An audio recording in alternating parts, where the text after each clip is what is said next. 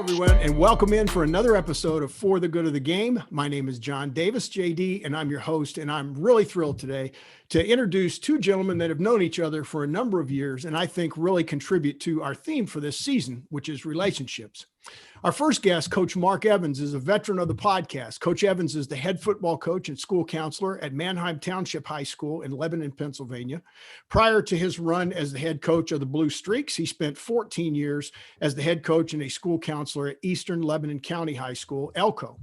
As a head coach within both schools, he's accumulated numerous winning seasons, multiple section and district championships, and has prepared literally hundreds of athletes for success at the next level. Mark also served as a past president of the Pennsylvania Scholastic Football Coaches Association.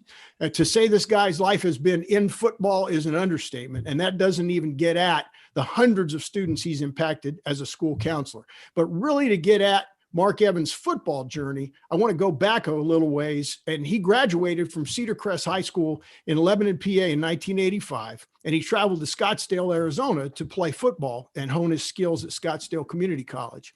After earning Most Improved Player as a freshman and all-conference honors as a sophomore, he was heavily recruited by multiple Division I schools. He eventually chose to play at the University of Miami, where he was a member of two national championship teams in 1987 and 1989. Now, there's much more to talk about with that, but in order to get to where we want to go, I've got to give due to our second guest, who is actually the guy who recruited Mark Evans from Scottsdale to the U, and that is Coach Art Kehoe. After playing as a two-year letterman and captain at the University of Miami, Coach Kehoe began his coaching career as a student assistant for the Canes in 1981 while he was finishing up his degree. Art spent the next 20-plus years working his way up through the staff at Miami, culminating with being the assistant head coach and O-line coach from 2002 to 2005. Coach Kehoe's career includes extensive coaching experience with some of the top collegiate level athletes, including all conference honorees, All-Americans, as well as Outland and Remington Trophy award winners, not to mention the 20 plus players that he coached and mentored who went on to play at the next level in the NFL. Coach Kehoe was on the staff of the U for all 5 of Miami's national championships, and he was appropriately enshrined into the UM Hall of Fame in 2002. So it is with great pleasure I welcome Coach Mark Evans and Coach Art Kehoe to the program. Pleasure to be here. Hey, hello, Coach. Thanks. Well, listen, Coach, I got to start. Coach Kehoe, I'm going to start with a little bit and just truth in lending our audience. I've known both these gentlemen for a while, but we have never had a three-way conversation about their relationship. So this will be fresh and interesting anyway. But Coach Kehoe, when you set out on the recruiting trail, and you were already, obviously you're out recruiting multiple different folks. At the time that you were talking to Mark about coming from Scottsdale to Miami, what type of we can talk X's and O's all day. Obviously, he wouldn't have been recruited if he wasn't a candidate physically as a football player. But what kind of traits and things do you look at as a coach when you're on the recruiting trail that are the intangibles that maybe Mark brought to the table? Well, that's a good question, Coach. Of course, you look at the size of the guy. First things first, you want to see how tall he is, how long his arms, hands are, how big his feet are, and things like that. And, and then, of course, Mark had an advantage because he was a junior college guy, and so was I. So, I went through that route. And so I'm looking for a guy he doesn't have to be like tops in his class, but I didn't want to get guys that just barely made the grades, especially if it was a junior college guy. And Mark was a good student, and he had the size and he had the speed. And I'm really looking for guys that work hard and are smart. And Mark had those two qualities.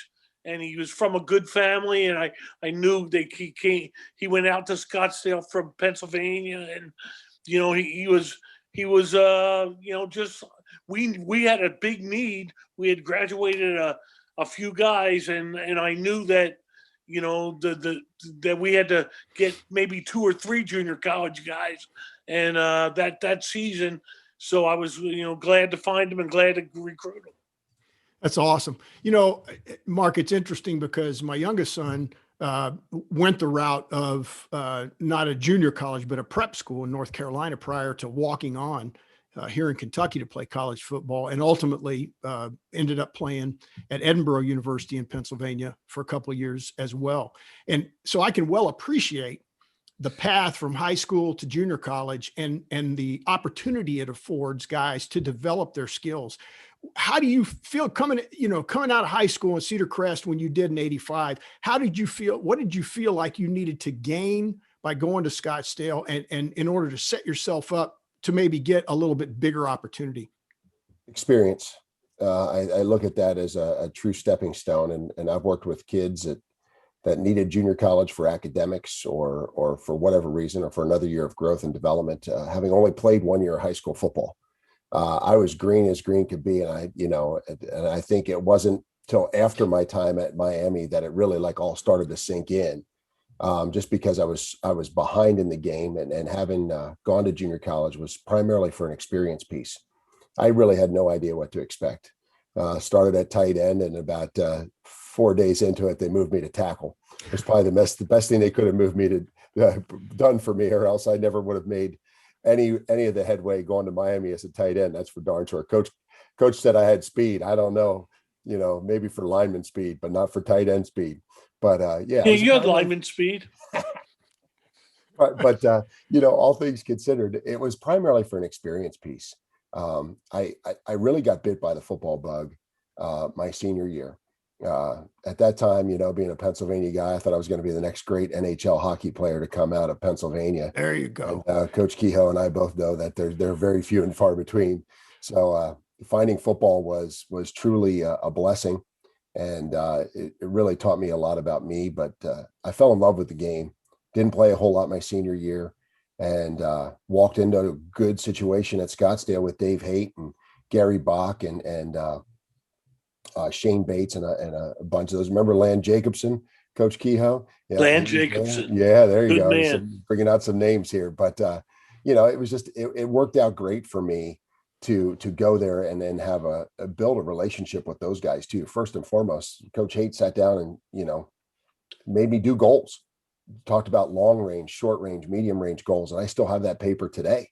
So the relationship piece goes so deep into football, and it's not what it's who and I've been very blessed. There's no doubt about it.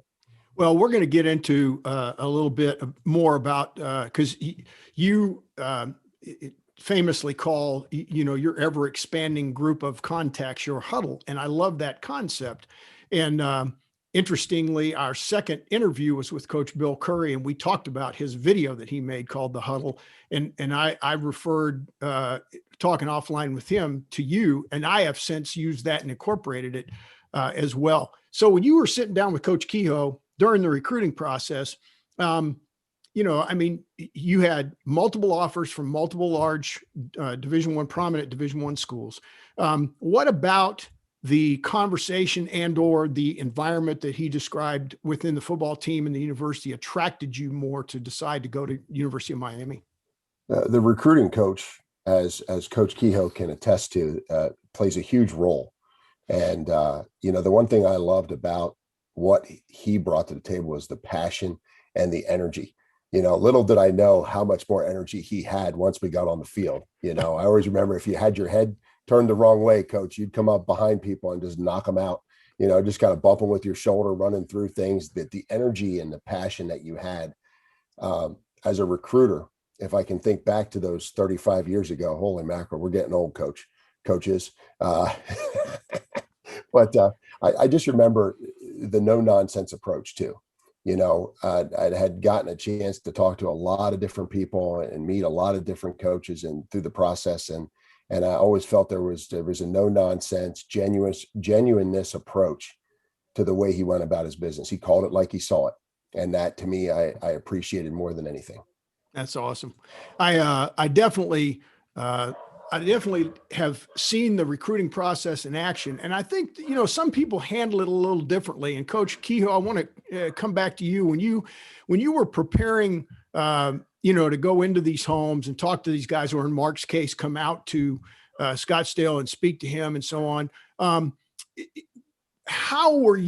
Did you typically evaluate more like against the board when you would evaluate guys after a meeting, or did you establish a relationship and really kind of, continue to promote that relationship one-on-one in an effort to get each guy to come in and sign with the U in this case? Well, they're good questions, Coach. I remember that one of the difficult things when I first started at Miami was, Miami, Mark knows this, it's a private school.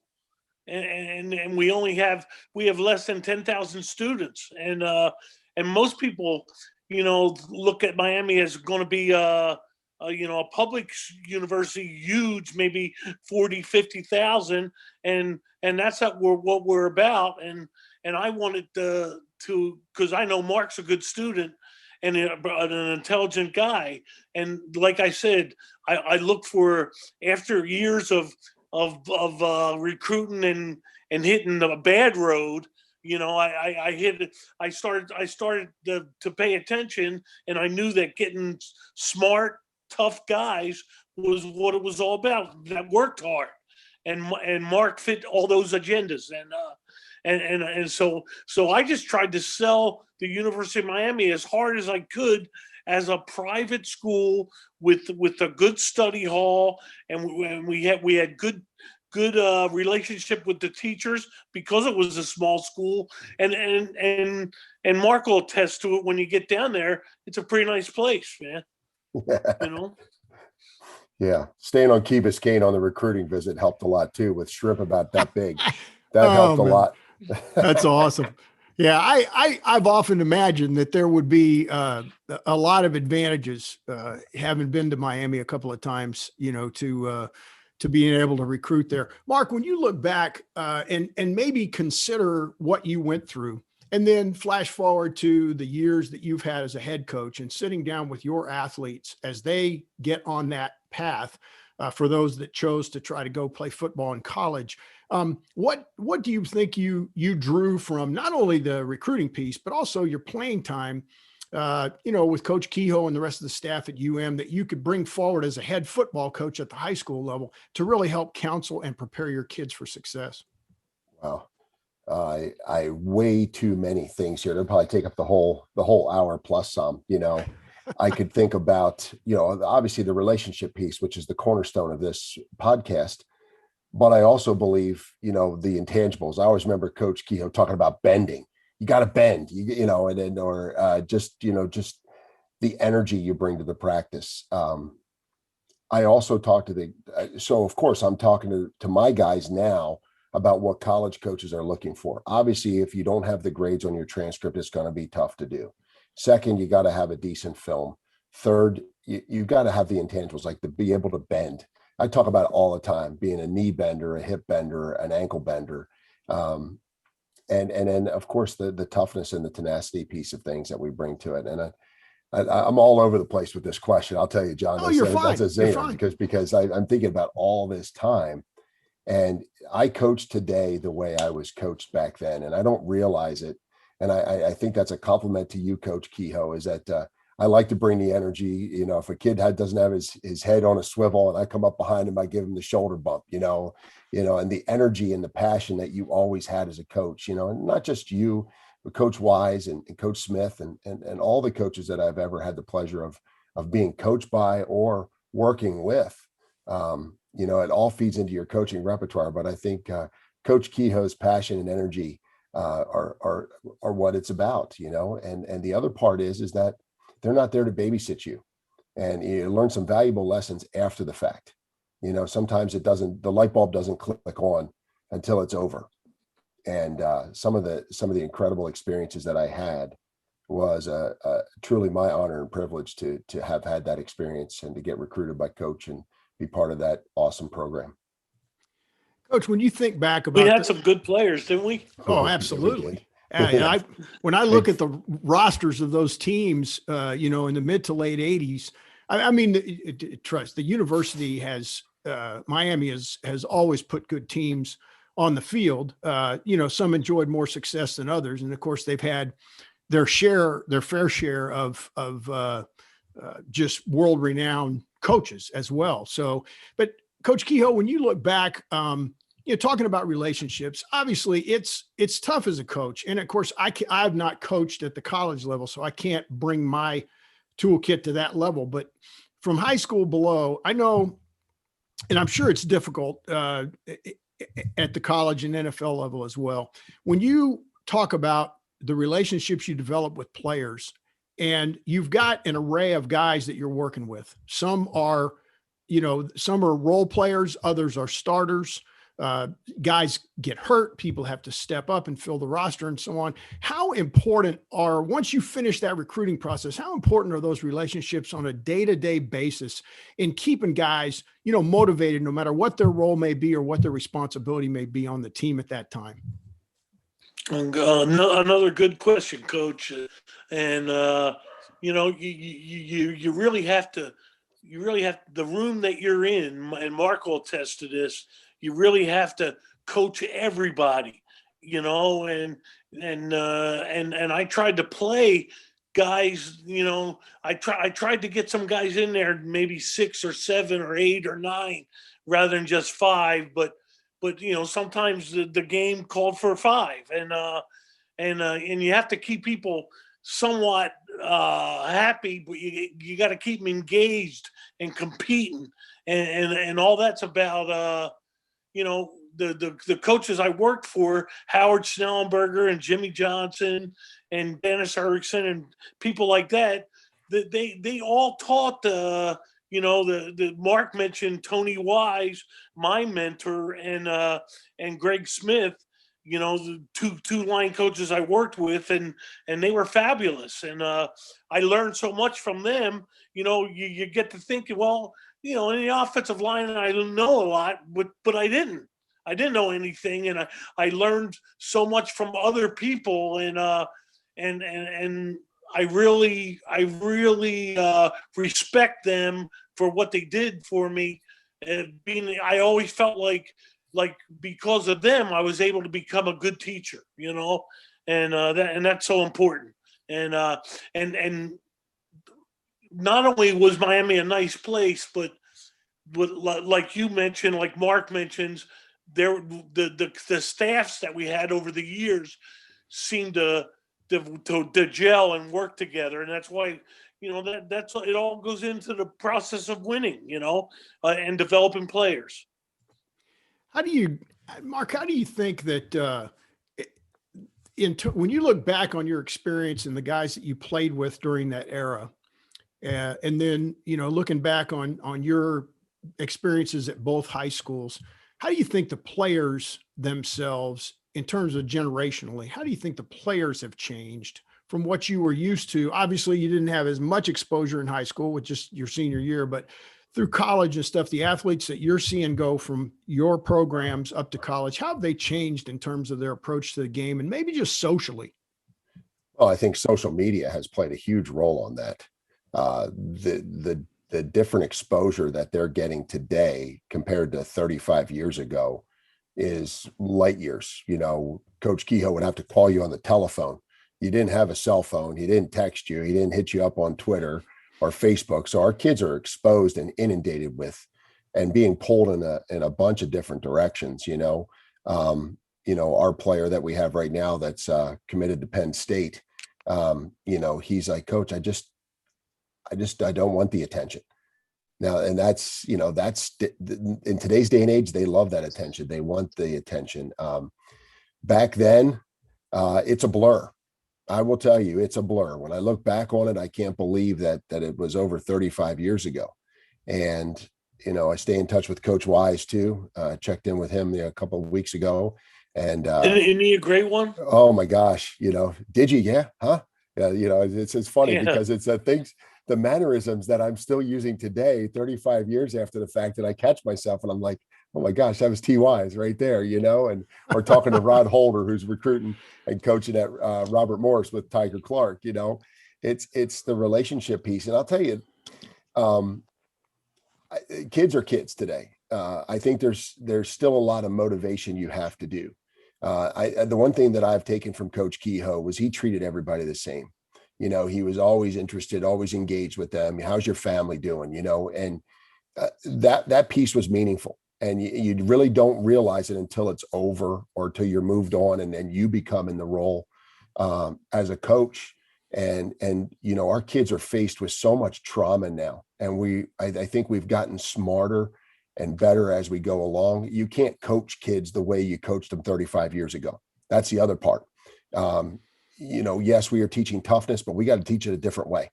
You can't dress a kid down, in a certain way that I recall being dressed down, not by Coach Kehoe, but a few other people. So I have another story, but that's maybe another day, another time. But the piece you have to do is you got to love your kids up, and even 35 years ago, I felt like Coach Kehoe, that was his style. He always took care of his guys, and he treated everybody the same. From whether you were a third teamer or a starter, that's a key piece that I take into my program, because there's a hell of a lot more guys that are second, third, and fourth teamers than there are guys that starters or superstars or NFL players. And that's the way I treat all of my players at every school I've ever been, is from the man at the bottom of the totem pole to the top. To me, that is the paramount to my program, and that is a compliment to the way, again, the role models that I've had in my career, from Rocky Reese at Shippensburg to Jim Monis at Lebanon Valley to Dave Haight at Scottsdale to Coach Wise and Coach Kehoe and the groups that I've been around there, is you treat people the way you'd want to be treated, and to me that's paramount. So I don't know if I quite answered the question, but it's a good point. No, absolutely. I think that, you made a comment earlier, and we can all three appreciate this given our ages.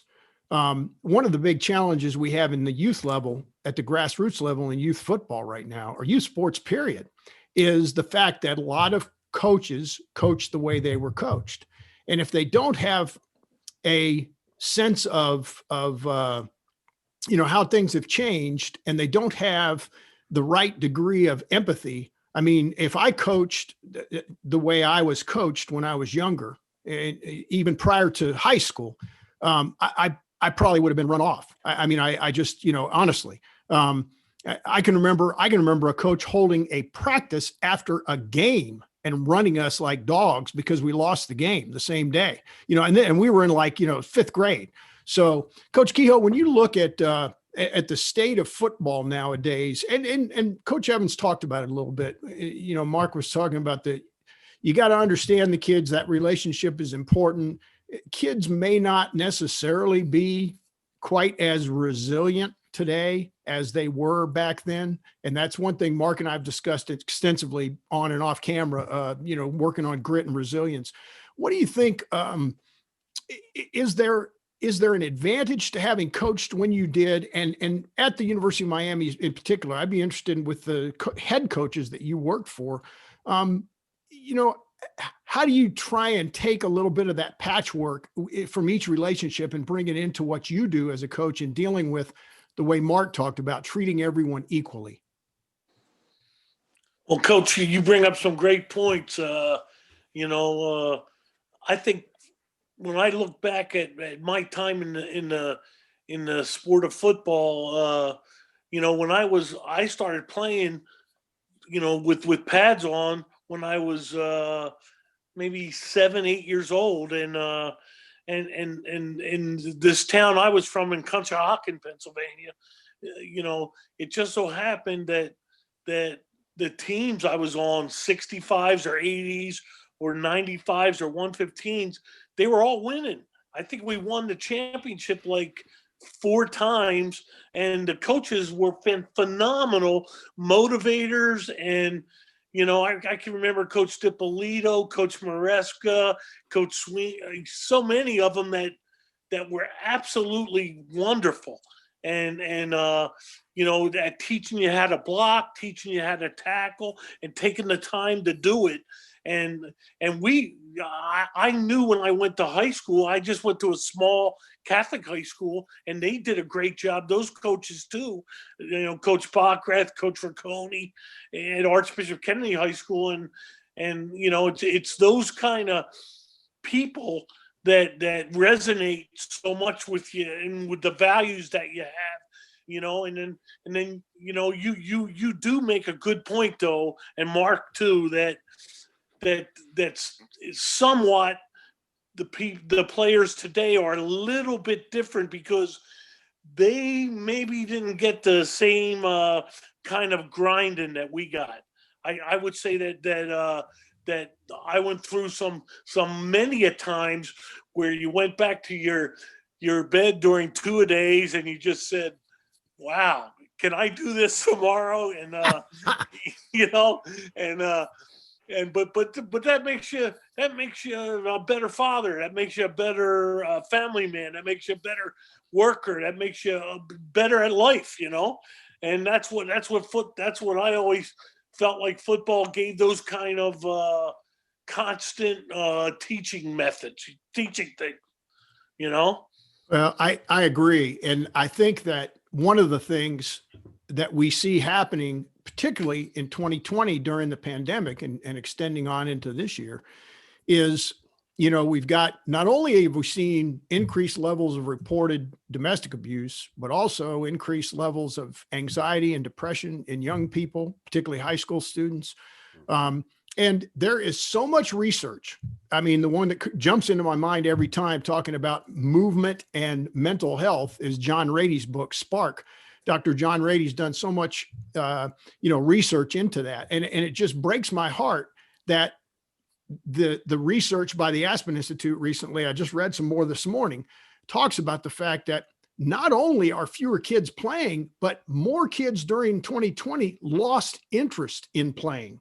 And when you talk about, the goodness of doing sport, period, football just happens to be the game we all love, but any kind of movement in sport, it's the team environment, the learning and all that. So Mark, how as a school counselor, but as a counselor who is also a head football coach, how have you kind of worked your way through that sea of emotion, if you will, that we've encountered as the fallout from this pandemic? Oh, well, of course, we are living in unprecedented times. Coaching No through doubt. a pandemic has been tough, but I also think that as a leader, you need to have a presence and an essence about you. And I think being present, listening, being available, having a go-to guy or go-to guys, as I mentioned earlier about the trauma that our kids are bringing to school with them every day, lessons that we might have learned in the home 35, 40 years ago, we're teaching in school too. And, we don't know if a kid slept in a bed the night before. We don't know if he had somebody tell him he loved him or she loved him before he went to school, or if they even had a meal. So to me, much more in tune with what's going on around them rather than, back in the day, if you were late, you knew you were doing a hurricane reminder or something along those lines. You knew you're going to get chewed out. Now before I jump somebody, if they were late, hey, what's going on? What's happening at home? You pull them aside and, they need to know you care. And in a lot of respects, 35 years ago, you knew they cared, but they needed you to do your job. And you were treated a little differently. As far as today, we're dealing with a lot of kids with a lot of hopelessness and that connection piece. I can only say that once they gave us the green light to start lifting in late June, again, I was on Zoom with my guys once a week. I was connecting with them and messaging and again, social media helped out a lot because they just, hey, I'm here, guys. A couple kids approached me in the spring. Hey, I'm not feeling real good. I'm really down. And, to me, they came to the coach and to me, that's that presence piece. But then once the presence is there, now you have to have the essence behind you. You have to kind of have to walk the walk, talk the talk, so to speak. And with the hopelessness things that are going on with kids right now, and they're not alone. That's the key. We're trying to get across to kids. You're not alone. Hey, if you want to take the year off in football, come back, but you're not alone. No matter whether you're playing a game or not playing a game, just trying to get a consistent message out there that, and we're trying to be much more in tune with what's going on behind the scenes, that when they do come to you, they're coming with a whole other world of stuff behind them, and then social media doesn't help this either, with everybody's looking at everybody's highlight reel. Nobody puts their dirty laundry on social media. No doubt. Everybody's having the same level of problems behind the scenes, but it's that looking over the fence, the fear of missing out. But I'll tell you, we had some of the best workouts in the summer once the doors were opened, that the kids finally had a chance to connect. And again, we're trying to find a way to keep building where, we have 80 kids in our morning lifting program. They get out of bed and roll into the weight room at 6:15 in the morning. Wow. And we're there with 6:30 to 8:30. This is my 23rd year of getting up early and grinding with the guys in the weight room. And the fact that our program continues to grow is such a huge positive, where a lot of other programs are going the other way. And we need more kids playing, not just football, but just getting involved. But I agree with you that we've seen that hopelessness, the rise in anxiety levels among teenagers, the feeling like not being connected. You're doing all this remote learning. And so when the doors are open and the kids are there, they're happy to be there. So we just got to keep pushing them along and get out of this pandemic, and we'll get back on our feet and hit the ground running. Yeah. I don't know, honestly. I mean, reading everything that I do, and this, one of the things that I've done, having the blessing of being retired and essentially working from home, has been to participate and listen in on all kinds of Zoom calls, podcasts, webinars, dealing with athletes and coaches. And some have been, world-renowned speakers. Some have been average folk like me. And I accumulating all this, I can just imagine the overwhelming sense of joy and togetherness that kids feel when they can physically come into the weight room and be together. And I'm sure it's been a little bit of a challenge, because everybody probably wants to, all the guys, they're all giving bro hugs and, all that stuff. And you kind of want to say, hey man, got to keep your mask on and bump fists and all that kind of thing. It's a different environment, and will be probably for the rest of the time that any of us, are around. I want to take just a step back a little bit, Coach Kehoe, and talk about, in the time that you spent at Miami, and you obviously were at a couple of other schools after that as well, but you with the relationships that you built at players at all levels, and then to see some of the very best of those guys go on and play at the next level in the NFL. Obviously, it's tricky business when a guy goes into the NFL. Many people have heard, the old joke about it stands for not for long, because, not only can you get injured and ruin your career, but you can also go to a system that you're not necessarily, it's not suited for you. And I've talked to multiple guys that had that experience. What were you able to sustain in terms of relationships with some of those guys that did go on and have successful careers, regardless of how long they were, and kind of, as Mark calls it, build your huddle a little bit, from among those grads that went on to the next level? Have you continued with some of those relationships as well? Oh, most definitely.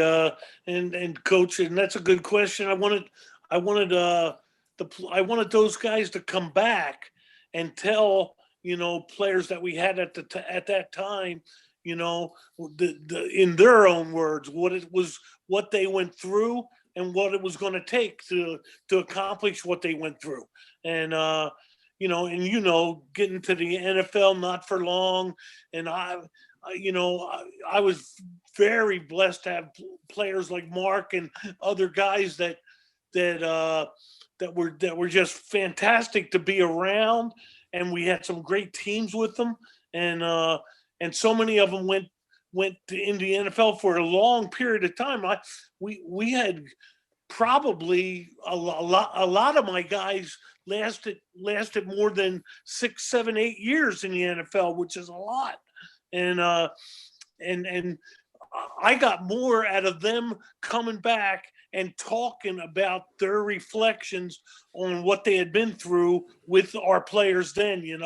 It was like, they got enough of me, so let's get them in there. Let's get somebody else in there to talk. And it was was an eye opener, and it was some of the good things you like to hear, because many of the things they got in high school and college and allowed them to stay in the pros because they worked so hard and they competed and they were part of a team. And the beauty of coaching offensive line is that's the ultimate teamwork position on the Sure team, is. you know? Absolutely. I can add to that real quick. Yeah, I remember please my do. first spring at Miami. I came out of junior college in January. They just lost to Penn State in the Fiesta Bowl. And I remember sitting in the dorm room, building 36, right, Coach? Building 36. I think I was in apartment B, and the phone rings. I was in R. I lived in about 3 of them, but I'm sitting in building B, and it really didn't dawn on me until then, about then, when I get a phone call, and they're like, "Who's this?" And I'm like, Mark Evans. And he said, "This is Alonzo Highsmith. And I just want you to know that you better get work done while you're there," and something along those lines. But he was basically saying, like, "Look, we left the place in good order. You need to take it and cherish it and move it forward." And that's why I think the respect was built for many years about what the players that did before you. And I do the same thing today, Coach. And I'm sitting here, I'm shaking my head. I'm going, yes, because I want my guys to come back. I tell them, send me a text message for the team to read to the team before a game. Send me a note. Come back and tell me how things were, and tell them how much you missed the game, and utilize, because once it's over, your eyes get wide open about what you were trying to teach. And then when you try to coach what you were trying to be taught, now all of a sudden it gets a little bit clearer. So I actually have my young guys my players coach young kids, because I want them to solidify the skills that we're trying to teach them. So they have to teach it to somebody else. And I want them to have the aha moment while they're in the middle of it, rather than at the end of it, like when the career is over. And they all come back and they always tell me how much they missed the game. And Coach, I take that to today. You talk about your legacy. I want my legacy to be the players that go into coaching or become better fathers and better husbands. And, not just about what they can do for the game. I can think of a lot of players that what Coach has a pretty long legacy too, and a pretty big huddle. And so anyhow, I just remember how important it was for guys to know that you were going to respect what they started, that tradition piece. And I think that's lacking, not to be critical, but I think they're trying to get that back at the U. They're trying to get that back, that they're not just resting on the laurels, but they're really starting to appreciate what was done before them to get them to be the U. And I don't know, I'm excited about the change that's happening. I'm hoping it's a change for the good down there. It is. I don't get to go back. That's the problem. Being in Pennsylvania and being a high school teacher and a football coach, every time they've had a reunion or something, I'm in the middle of teaching or I'm in the middle of coaching, and it's tough to just break away. So I do miss that part of it, but my heart's always there. So what, like Coach said about coming back, is 100%. I remember getting that phone call and I was like, oh yeah, I know who you are. Number 30. Yeah. I watched you play. And he was making sure that you were going to respect and appreciate what they did. And that was powerful. Very powerful. Nothing succeeds like success, right? Exactly. And respecting the past, and Respecting remembering the past. what people Big did thing. to get you there. Remember the past, especially the good parts and the bad parts, so you continue to grow and build. And that was part of the U's mantra, man. The team of the 80s. Because we won 5 championships, Mark, but we also lost 6, and I can remember every one of them. They all ache in my memory, Mm-hmm. They're tough to deal with, but at least we were in the position to win, 100%. It's interesting. I don't know that I've ever made a conscious, I had a conscious thought about what I'm about to say, but it's interesting that there are so many storied Division I programs out there. And I don't know that I've ever seen a school that has former players recount their experiences publicly as much as the U does. I mean, I think about some of the guys that have come out of there and specifically spoken in the capacities that they are working in now. The Ray Lewises, the Michael Irvins, and so on. I mean, and the list goes on and on, about their time at the U. And obviously there are many other schools that have that happen, but it's just that for whatever reason, Miami publicly has made a good PR pitch with regard to that. And maybe it is because of all that success that Coach talked about. So it's, Mark, I know, haven't spent as much time as you have coaching at the high school level. One of the things that I tried to stress to kids, because I coached at a small Christian school, and none of the kids were going to go on and play college football. They just didn't have the experience at that time.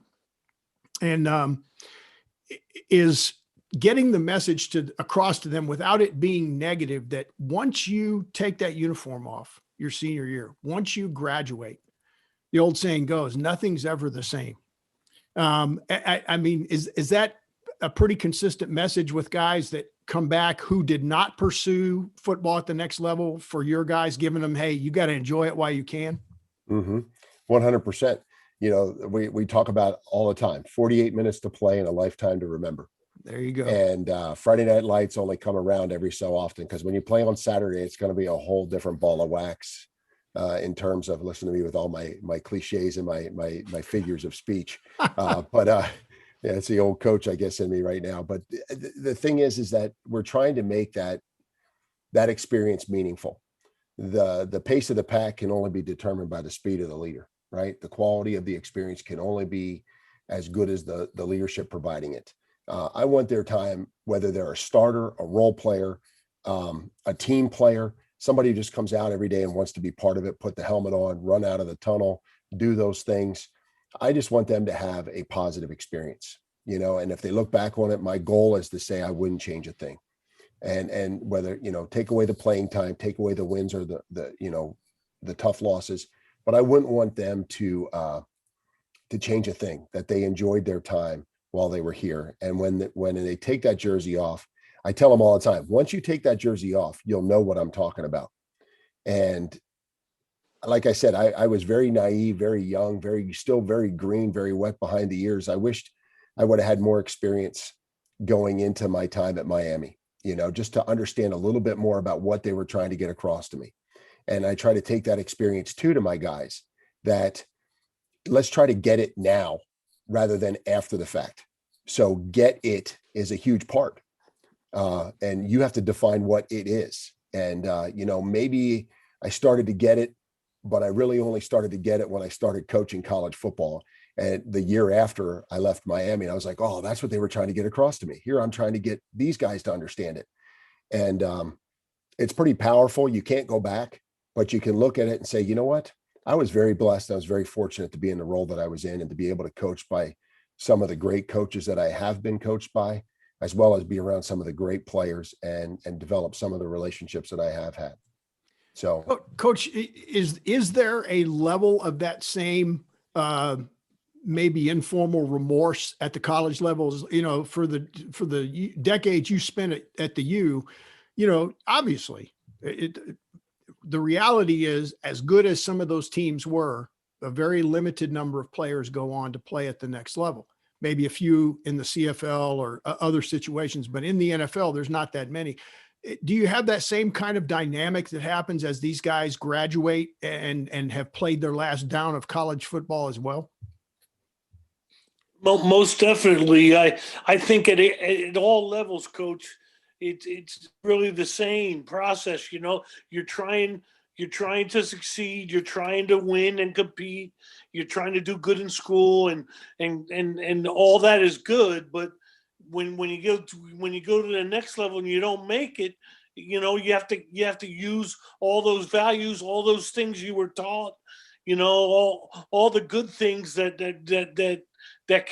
must evolve from there. And to get to the National Football League, I've never been in that league. The coaching must be superb. the players, of course, are superb, and I was fortunate to have a lot of guys that went there and did well, and I feel good about that. But for most people, that's not high school or college could be the end of their playing time. Sure. And you just want to impact them where it's good, where it's positive, where it's where you're not being just always attacking, or it's got to be a positive thing, being a coach, being a player, and I like I said before, I feel like all the way back to six or 7 years old, when I started developing habits of a football player, I was, for years and years and years and years, I was being taught how to win, how to do it correctly, how to compete, and how to be a good person, and I think that's a big part of it. I always have. Yeah. Absolutely. In fact, that's a great, you basically answered the question I was going to ask in terms of, kind of parting shots and what you might say to a player that you were recruiting. I mean, all of those value statements, whether you're drawing on something that happened to you and the way you were coached, or it's something you learned along the way. All of those are so critical to helping these young people. So Coach Evans, when you, thinking in terms of that, to kind of close us out here, when you, if you're sitting down with a student or student athlete today, what do you talk to them about outside the game of football in terms of habits, values, things like that they need to develop or engender to be successful? Purpose. One of the key things we talk about is purpose. We want a purpose-driven life, give them a reason why they're doing what they're doing, not just from an athletic standpoint, but why you have to learn algebra and geometry, and then to have a career development plan. What are your goals? What do you see yourself wanting to do when you get out? Not who you want to be. It's what do you want to do? And I think that's an important part, is giving them a sense of purpose. Here's the reason why we're doing this. So you can even break it down to a football game or a football practice. One of the things I do before we do a drill, I try to explain the drill and tell them why we're doing it. This is the purpose for this drill. Mirror dodge, gotta love it. Hate it as a player, coach. Hated it as a player. You know it. Mirror dodge, till in the dark. But it made you better, didn't it? You're darn right it did. And as a player, you hated it, but as a coach, you love it. I can remember being out there in the dark at Green Tree Field, and there's just so many stories that to me, sooner or later, the game is going to quit you. You run out of time, your body fails you, you don't have any more options to play. And my time in the game, albeit a relatively short amount of time as a player, was impactful enough for me to say, you know what, I have some lessons I can teach kids, and take that purpose into my practice, whether it be as a student or a student athlete, is give the kids a purpose of why they're doing what they're doing and why they need to be doing what they're doing, so that the doors stay open for them down the road. And to me, that passion goes into it too, with the purpose, is I love doing what I'm doing. And for that, part of the legacy of Coach Kehoe and Coach Wise, I can remember two quick stories. I got a chance to sit in T. Wise's meeting room when he was at Pitt, and he called on me. Okay. You want to talk about the hair of the back of the neck standing up? Like, he called me out, like he wanted me to answer a question. I was like, my God, I was just there as a coach, just observing, just watching, and I was like, oh my gosh, your former coach, you talk about respect. So we also want to talk about respect. And, I can remember Coach being your demonstratee, or you were demonstrating on me at the Eden Resort one time when you guys came up for a clinic, and I was honored. And it's that respect factor that again, I think is an important part, to not only just respect the game, respect what you're doing, respect yourself, respect others, get out there and put your best foot forward. Again, we're teaching life skills every day. And we don't really realize the lessons we have been taught when you think 35, 40 years ago.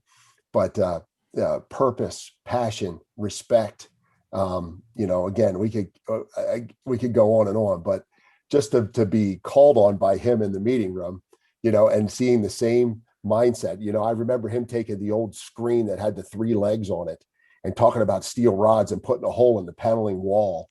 You got to hit him with steel rods. And I think I've used steel rods probably a gazillion times in my coaching career, but you don't think Tony about Wise. Right. So T Wise, or did you? Yeah. And you say that and it's like, oh my gosh, I'm sounding like Coach Wise, or, getting to be on the same stage with you, Coach, and having you, I remember, being demonstrated on, the 6-inch punch and all that good stuff. But the respect that comes from the game and the respect that the game demands also goes into life and how fast life goes. And so to me, the passion, purpose, respect, off the cuff, that quick, I'll cut it at that. So teamwork. That's right. Makes Well, the dream I'll tell you work. what, it's exciting for me. And I hope for those that watch this, to see the energy, just when you guys start reminiscing a little bit, and Coach Kehoe, I imagine it's also very gratifying, very fulfilling to know that you've got a Mark Evans in many locations, obviously here today, speaking fondly of those memories. And I'm sure that there were as many bad days as there were good days, but part of that legacy becomes how we were coached, what we learned, and the respect that we developed for our coaches.